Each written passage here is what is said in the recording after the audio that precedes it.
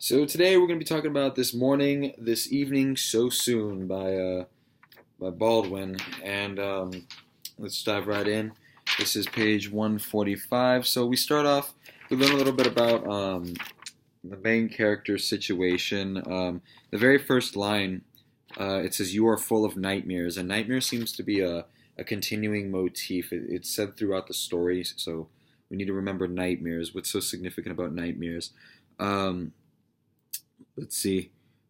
We find out that this family is composed of a black man, the narrator, his wife Harriet, and his son Paul, and basically we find out that they're kind of well off. They're doing good in the city of Paris, and let's see. There's a nice contrast here between the main character and his wife because the main character doesn't really want to expose his son to whatever he's experienced in America, and his wife is kind of like the opposite.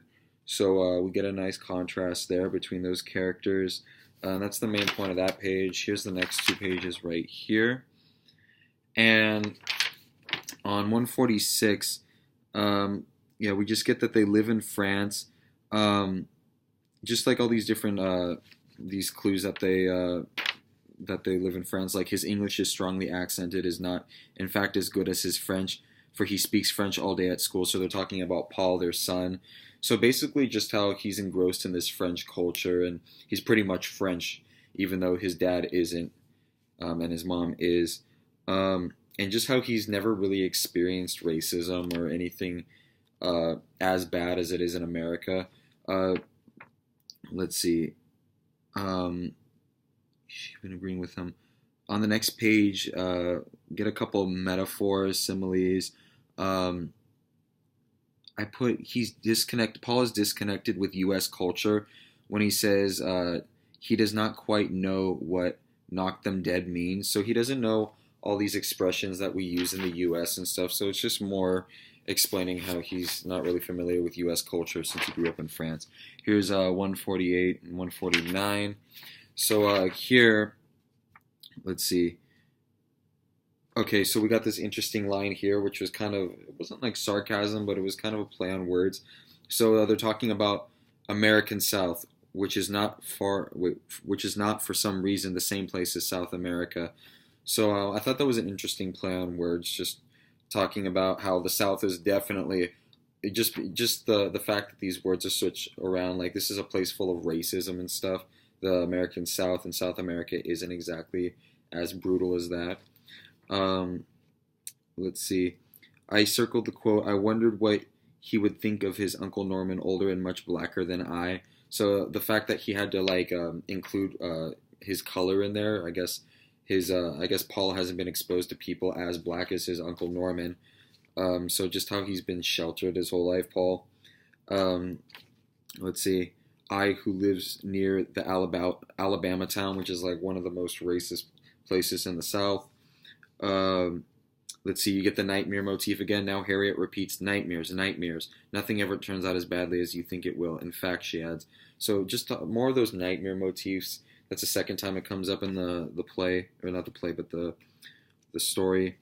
Um, we get a contrast to America with other countries. So it was talking about abnormally dark for a Swedish girl, but when we visited Sweden, found out differently. It's all a great racial salad, which was a metaphor. I thought that was an interesting metaphor. Europe, that is why I'm sure that I will never understand your country, Harriet said. So just how the U.S. is different from a lot of other places in the world, and especially France. 149, Paul has never been called any name so far. Only once he asked us what the word miti, if I'm pronouncing that right, means. And basically, he's never been exposed to like really bad racism. Like it's bad. It's pretty bad that kids are calling him this, but it's like it's not as bad as it is in America, and that's what his father's kind of sheltering him from. Um, let's see. For everyone, okay, and I circled this quote. For everyone's life begins on a level where races, armies, and churches stop, and yet everyone's life is always shaped by racist churches, armies, menace. And basically, it was talking about how I feel like a big theme in this story is like what makes us who we are and like who tells us or what tells us what we can love and what we can do. And it's basically saying that like your life really begins when you stop abiding by these things, but life is always full of these things, so it's kind of like a contradictory. Here's 150 and 151 right here. Let's see. So yeah, like I was talking about before, I circled this quote: "If I had met her in America, I would never have been able to look on her as a woman like all other women. The habits of a public rage and power would also have been our private compulsions." So basically, talking about how public opinions and their peers and social like influences would actually influence the way they think. So he was saying if him, a black man, met this French woman in America, would they have fallen in love just as they would have if as they did in France?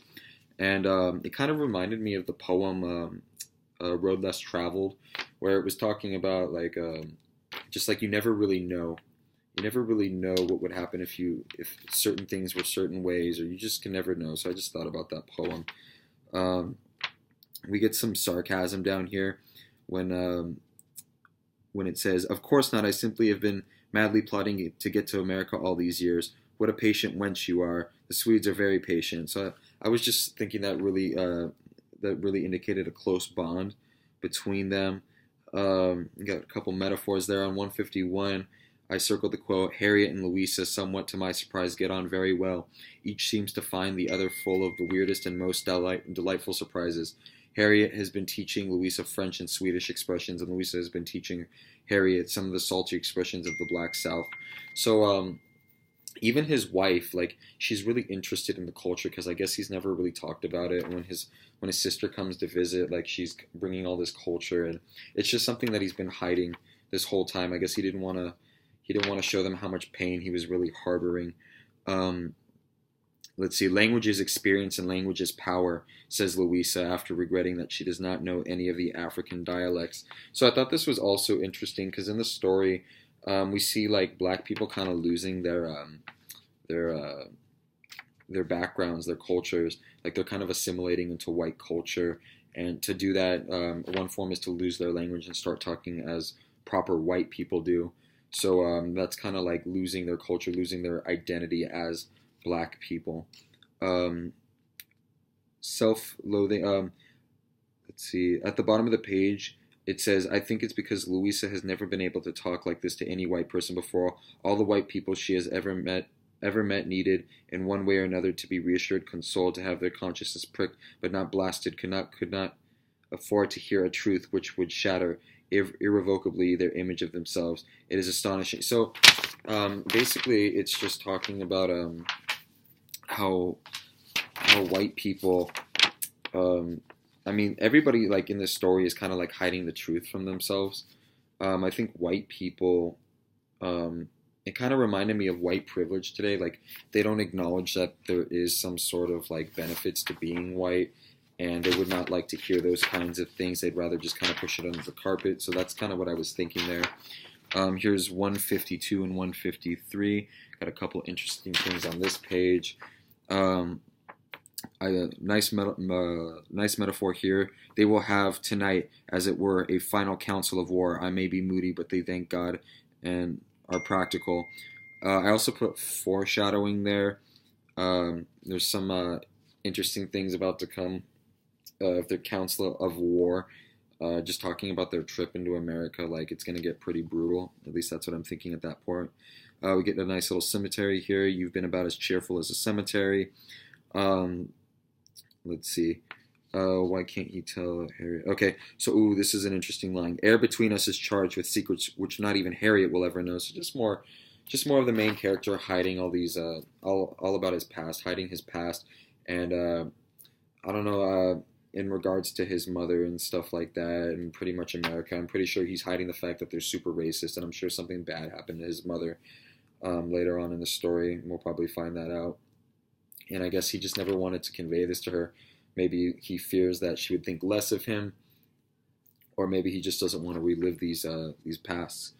I thought this was an interesting description. "For the last time," says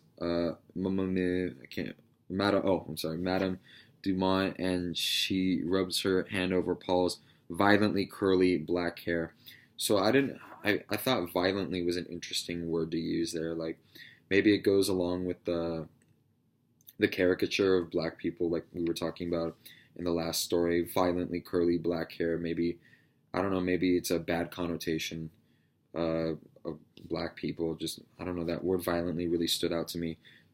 Children are never sad to make journeys. So children are very innocent, so it's like they don't know what's going on, and that's another reason I feel that the narrator is keeping this racism away from his family. Like, how do you tell your child that basically in another country you're hated just because of your race? And in France, it's the like nothing like that exists. Um, let's see. Paul, I don't know if we don't like it, we'll come back. So Paul looks at it. So it says Paul looks at me. I don't know if we don't like it, we'll come back. And I was thinking, is it really that simple? If you get there, like, can you actually leave? Like, is someone going to stop them from leaving? They're going into Alabama, for goodness sake.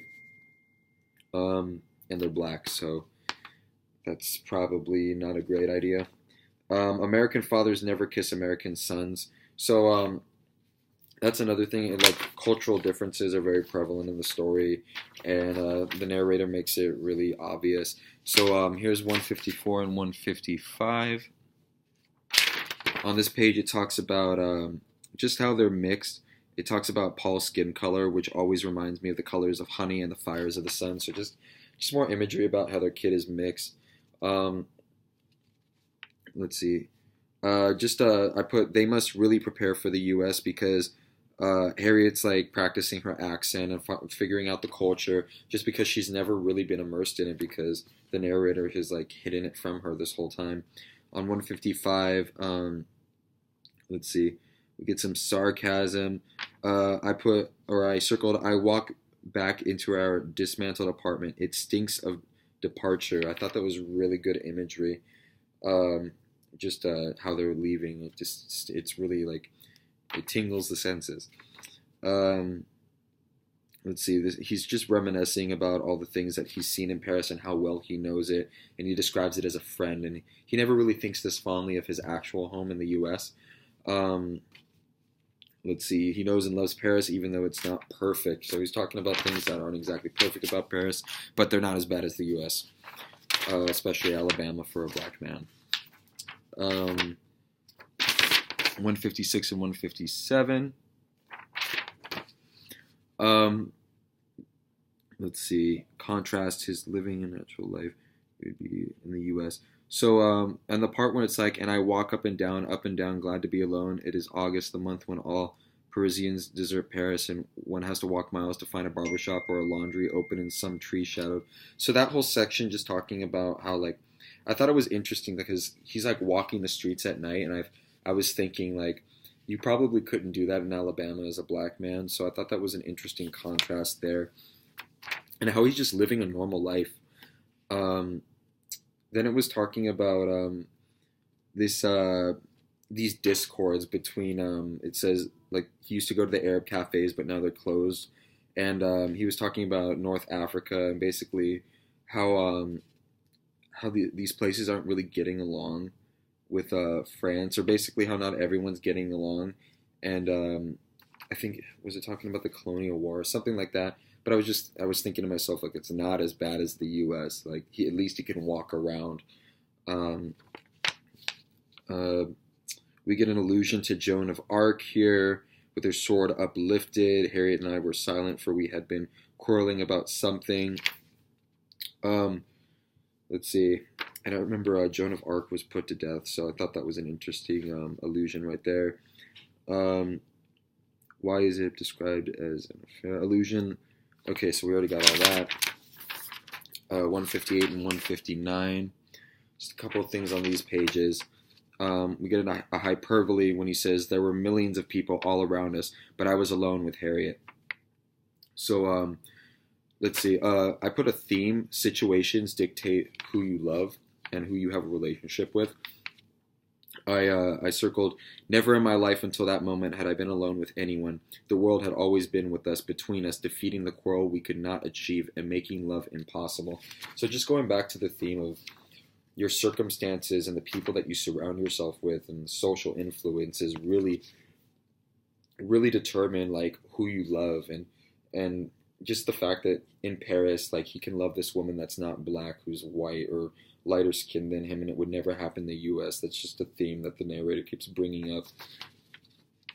Um, so that was the biggest thing on that page. Um, let's see.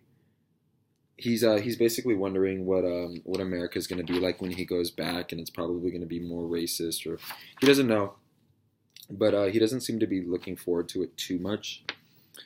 Um, let's see. This is 160 right here. And the biggest thing on this page was it was talking about America is very reserved because I put of Puritan values. It didn't explicitly say that, but I just remember that in my 11th grade American lit class. And it was just talking about how let's see, they apparently equated privacy with the unspeakable things that they did in the bathroom or the bedroom, which they related only to the analyst and then read about in the pages. So I thought they were like kind of like hypocrites, like, oh, we don't talk about these things, but like they read magazines about it. So that's pretty interesting about America that he points out. Better, let's see. Oh yeah, and when he goes to America, it talks about how there's going to be better audiences there for him because he's a performer, and he sings. Get a couple similes on the next page. He's basically singing all these songs, and on the boat, and I was just thinking like he's kind of like singing. He's this black guy singing, and everyone's like, yeah, this is so entertaining. But you'll see in the next section when it's talking about how when he gets off the boat, they kind of don't even look at him anymore. So that might be kind of like dehumanization, like black people are good for entertainment and that's about it, or like they didn't acknowledge him when they got off the boat, which was kind of messed up, and he has to go drink his problems away for that. Um, that's basically the most important things on that page. Here's the next couple of pages right here. And 162, we get a nice simile right here. I munched toast as dry as paper, so you know that toast did not taste good. He was talking to the bar or the waiter, who bowed and smiled and called me sir, and said that he hoped to see me on the boat again. And the narrator's like, I hope so too, I said. So I don't know if that was kind of like a racism joke. Like he's like, oh, he legitimately hopes that he gets back on this boat. Because he's entering the U.S. and he hasn't been there for so long. Let's see. Okay, we get a really nice piece of irony here, how the Statue of Liberty equals freedom, but blacks aren't exactly free there. They're treated as second-class citizens. And the narrator says that he'll never know exactly what it means to other people, and it's pretty laughable. Like he doesn't see it's a huge contradictory, and it's another interesting thing that the Statue of Liberty comes from France, and so is this guy.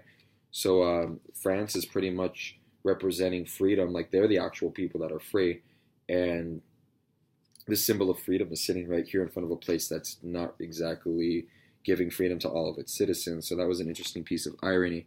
There's no place like home, said a voice close by, and I thought, there damn sure is, and I decided to go back to my cabin and have a drink. So let's see. So really ironic, more irony there. Like he's returning home. That's where he was born, but it's not his home because he doesn't feel welcome there as he does in France. At the bottom of the page, he starts talking about what it's like to talk to these white people. They're like questioning him when he gets off the boat, and he's been away so long, he's pretty much forgetting how to talk to them. And I guess what he was meaning there is you have to, as a black man in America, you have to figure out how to talk to white people without being too condescending, or like you gotta fly under the radar. You can't insult them, and you gotta be courteous, but you kind of gotta stand your ground. There's a middle ground there. So that's about it with that page. Let's see. Here's 164, 165, and we get a nice imagery here where it says their teeth on edge and dancing just outside the trap laid for me. So he's talking about just talking with these people. It feels like there's a trap that's laid out. Like if he says something wrong, they're going to do something to him. So that constant pressure that he wasn't getting in Paris. And probably the reason why he didn't want to talk to his son about this stuff. Like, it's brutal. Um, so they're just questioning him, and let's see. He's talking about how he used to sing in nightclubs over there in Paris. I guess they liked you over there. They said. He says, yes. I said, they seem to like me all right. And they said, well, and my passport was stamped and handed back to me. Let's hope they like you over here. So I guess it's pretty much like reading in between the lines. It's like they already know that like he's a black man coming to America, and it's like they're probably thinking like, why would this guy come back? Like, it's pretty bad here for them. Um, let's see. And when he gets off, he meets this guy who just he it says, a face that I would never know, the face of any lover. He basically talks about this face is really like familiar to him. It makes him feel like he came home to where he was born, and it's just some guy yelling, "Come on, boy," which is pretty like racist. Uh, so that's his very first greeting coming to America. So it's like you can pretty much see how this is gonna go based on like the very first things that have popped up since him being here. Then he sees his sister come running towards him, and he starts crying, and it's kind of sad because he doesn't know whether he's crying because of rage or because he's actually happy to see her, which is pretty sucky. 166, 167. We get a nice contrast here. New York is overwhelmingly both in noise and culture, so it's talking about the chattering of rivets, the scream of the pile driver, the clanging of great shovels, and let's see, it talks, she's like, you see, in spite of all this chopping and booming, this place hasn't really changed very much. So it's like, it's a really interesting image. Like, New York is constantly improving upon itself, both like its physical appearance, but culturally, they're not moving forward. They're not accepting people. They're not accepting black people. And basically, it's kind of a paradox. Like, it's constant progress without actual progress. Um, let's see. I am. Let's see. On time. So in this section on 167, they're talking about. He's talking with this guy that used to be his play director, or his director, or something that helped him make his movie that made him all his money, and they're just talking about him coming back, and basically, I thought this was a really interesting quote right here where it says. He pauses, and as Polly did, it never occurred to you that he might wish one day to see his country in which his father and his father's fathers were born. So this guy, he's talking about how the narrator's son, he's like, wouldn't your son really, like, didn't you think he would want to come see where his dad was born and where his dad was born, and basically the land of his fathers? And he says to do that, really, he'd have to go to Africa. And it's really interesting that he said that. Because it's true, like his culture, this man's culture or his ancestry, he comes from Africa because that's where the slaves were brought from to bring to America, and he's pretty much hiding his son from this. Like he's trying to erase what happened to him, pretty much, and it goes on to say, like something good came out of it. Like you shouldn't erase it. It gave Paul a father, and basically it's saying it kind of brings up the point of like something good coming out of something bad, but the narrator's like not having it. Like he's like, no, no, no. It says, do you really think that you have escaped anything when he came back? I thought that was a powerful line right there. So a lot of interesting things going on. Like this guy, he's just hiding. He's hiding everything from his family, and he really doesn't want to relive all these things. On 168 and 169 now. Last page, we get the nightmare motif again, where it says, what nightmare were you living with when you began at least to play the role truthfully? So it also talks about something good coming from something bad. Like he's saying, this is a flashback to when he was doing the movie that made him all this money, that the pain and the suffering from his time in the U.S. helped him to become a better actor, which helped him to fulfill the role of the kid he was playing in the movie. Let's see. So just that theme of something good coming from something bad, and do bad circumstances fuel artistic venues? So, I mean, the reason why he's doing something, I guess, that he likes to do, like he's an entertainer, it stemmed from all this racism. Like he has this like feeling, he has this genuineness to him because he went through all these things. So it's some interesting concepts. So that's the first half of the story, and there you go.